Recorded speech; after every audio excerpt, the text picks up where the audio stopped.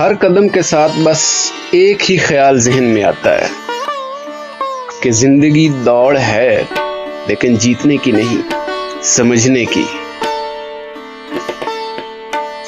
ये रास्ते, ये हवा, ये खामोशी, सब कुछ कहना चाहते हैं, बस सुनने को दिल भी तो चाहिए। कहीं परिंदे बोलते हैं, कहीं खामोशी शोर करती है, और हम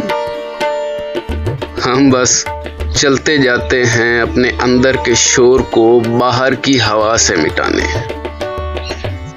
अगर आपने भी कभी थक कर मुस्कुराया है तो आप भी मेरे जैसे हो, थोड़े अधूरे, थोड़े मुकम्मल।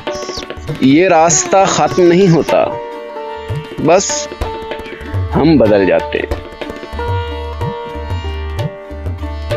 और शायद यही असल सफर है।